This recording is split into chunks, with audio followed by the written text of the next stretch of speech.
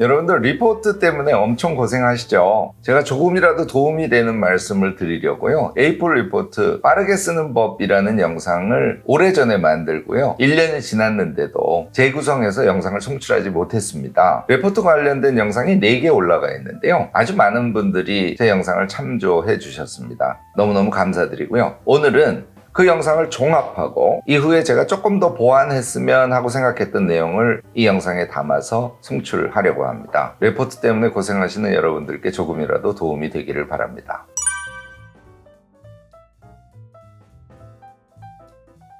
안녕하세요. 무엇이든 3가지로 가르쳐드리는 명지대 교수 김익환입니다. 우리 모두를 정말 괴롭히는 존재, 리포트죠. 그런데요, 사실은 제가 말씀드리는 이 요령을 완전히 터득하시잖아요? 그러면 리포트 쓰기는 우리가 대학 다니면서 쉽게 자기주도적으로 어떤 종합적인 지식을 얻어내는 핵심적인 방법이랍니다. 그래서 오늘 여러분들께요, 리포트 쓰는 요령을 종합적으로 쭉 말씀을 드리려고 해요. 혹시 시간이 되시는 분들은요, 유튜브 영상이지만 메모해가면서 들어보시고 앞으로 리포트 쓰실 때 적극적으로 적용해 보시면 좋지 않을까 생각됩니다. 리포트는요, 말을 바꾸자면 학문적 글쓰기를 하는 거예요.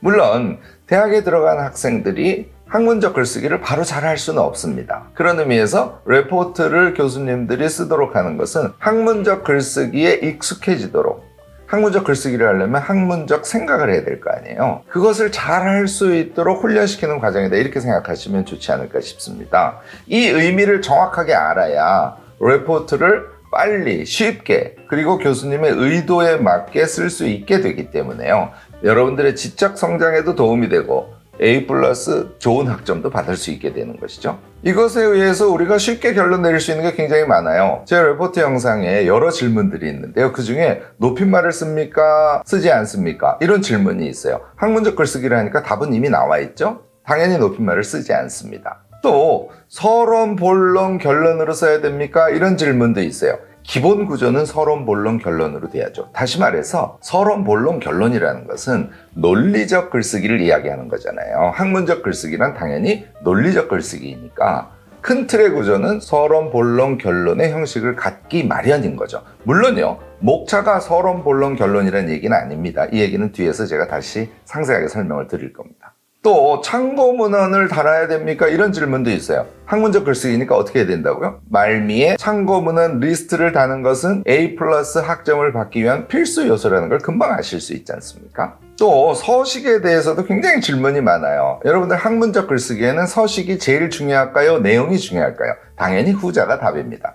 그렇다고 해서 서식을 대충 해서는 안 돼요. 물론 그 반대도 안 됩니다. 서식을 엄청 화려하게 해서 리포트를 내시는 분들이 꽤 많습니다. 이것은요, 내용보다 모양에 너무 신경 쓴 거 아니야? 이렇게 교수님께 오해를 불러일으킬 수도 있습니다. 서식은 주로 폰트나 간단한 선, 그리고 행간, 이런 것을 잘 조율해서 깔끔하게 만들어서 내는 것이 베스트다. 학문적 글쓰기이니까 이런 정도의 수준으로 서식의 정성을 들이는 것이 답입니다. 자, 이제 여러분들 학문적 글쓰기라는 키워드 하나 가지고 많은 것에 답을 내실 수 있게 되셨을 겁니다. 이제부터 하나하나 리포트를 쓰는 순서에 맞춰서 A+ 리포트 빨리 쓰는 방법에 대해서 말씀을 드리도록 하겠습니다. 작년에 올린 A+ 리포트 빨리 쓰는 방법에 대한 영상을 40만 명 이상이 봐주셨어요. 굉장히 많은 수요가 있다는 것을 뜻하죠. 그래서 영상으로는 상세하게 설명하지 못하는 부분을 포함해서 제가 PDF 책을 만들어서 판매하기 시작했습니다. 학생들이 사서 보실 수 있도록요, 15,000원의 가격으로 올려뒀으니까요, 여러분들 전자책 사서 보실 수 있는 플랫폼에 들어가셔서 리포트 읽게 쓰시면 제가 올린 PDF 책이 아마 최상단에 올라가 있을 겁니다.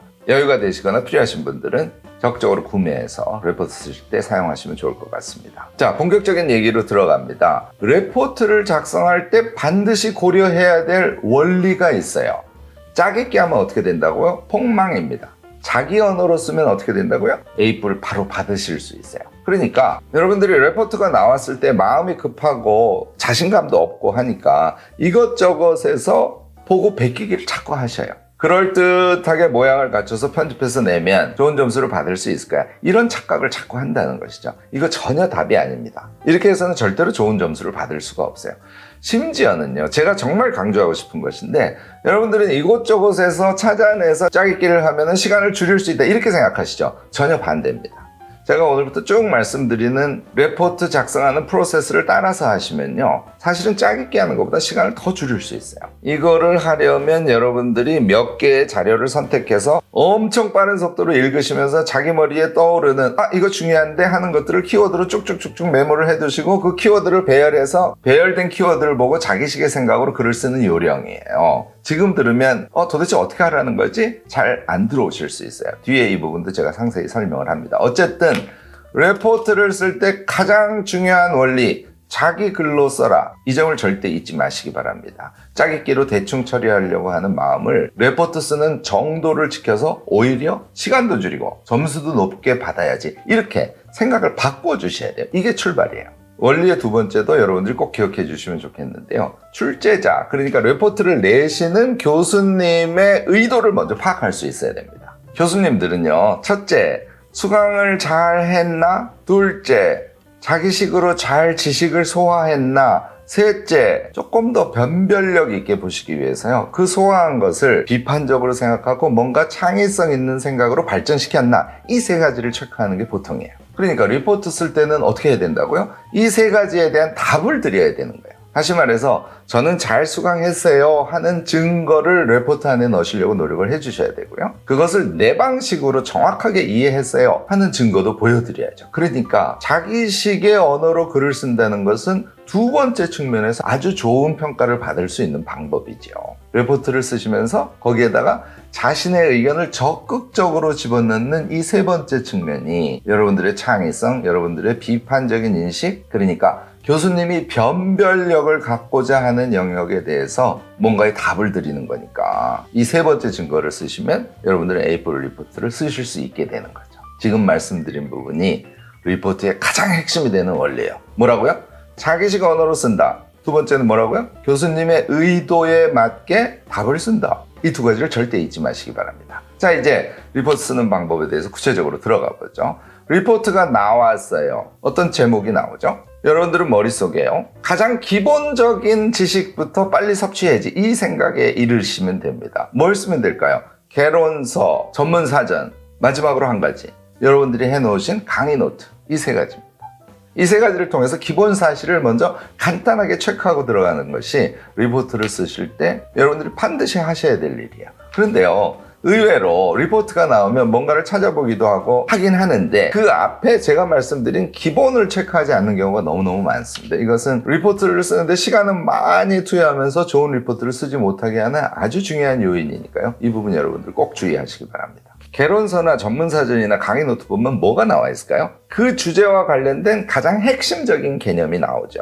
경우에 따라서는 그것과 관련된 어떤 학설들의 변화들, 이런 것도 나오고요. 또는 그 사실과 관련된 어떤 기본적인 연표식 정리, 이런 것들이 거기에 다 나와요. 여러분들이 리포트를 쓰실 때는 이것부터 정확하게 파악하시는 것이 가장 중요합니다.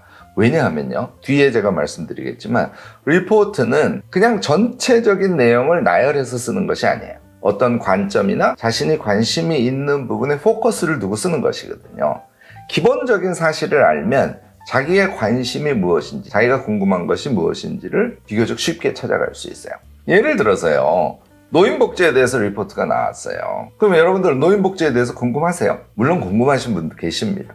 그런데 이 정도 넓은 주제에 대해서는 내가 뭐가 알고 싶지, 내가 무엇이 궁금하지 하는 것을 알아낼 수가 없어요.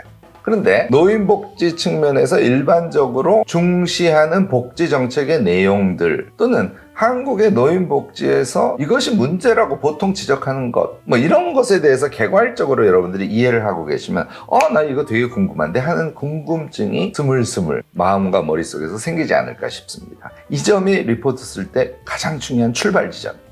개론서, 전문사전, 강의 노트를 보니까 노인복지 등과 관련해서는 노령화의 이슈들이 좀 설명이 돼 있고, 노인복지의 기본 개념과 노인복지에서 시행하고 있는 복지정책의 큰 내용들이 설명이 돼 있어요. 걔를 쭉 보다가 나는 노인들의 일상생활과 관련된 복지가 관심이 확 가네. 그 다음에는 자신의 일상과 관련된 것을 한번 상상해 보는 거야. 아, 맞아. 내가 할머니 뵀더니 평상시에 너무 심심해 하셔가지고 노인들이 심심해하는 게 굉장히 문제구나. 내가 일상생활에서 그런 문제의식이 들고, 자, 그러면 노인들이 심심해 하시는 것을 노인복지정책에서 어떻게 풀어야 되지? 이렇게 구체적인 궁금증이 발생한다는 겁니다. 그러니까 리포트는 노인복지에 대해서 써라 이렇게 나왔지만 나는 노인의 무료함과 우울에 대한 리포트를 한번 써보면 좋겠는데, 이렇게 자신의 독특한 구체적인 주제를 여러분들이 만들어내실 수 있게 된다는 거예요. 이것이 궁금증으로 리포트를 쓰는 핵심 요령입니다.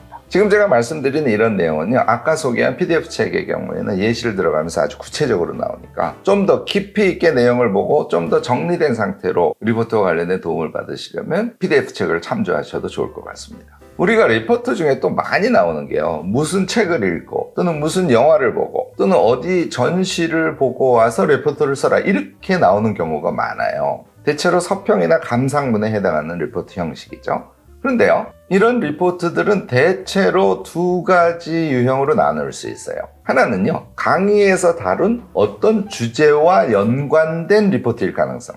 두 번째는 그 강의에서 다룬 어떤 분석 방법과 연관된 주제일 가능성이 높아요. 그러니까 여러분들이 생각하기에는 생뚱맞은 책을 읽고 리포트를 쓰라 이렇게 주제가 나왔잖아요. 근데 이것은 전혀 생뚱맞지 않을 가능성이 높다는 겁니다. 여러분들이 이게 생뚱맞지 않다는 것을 발견하는 것이 서평 감상문류의 리포트를 쓰는 첫 출발이야. 예를 들어서 내가 사회학 개론과 관련된 수업을 한 학기 동안 쭉 들었어요. 그런데 기말에 까미의 패스트를 읽고 서평을 써와라 이렇게 리포트가 나옵니다.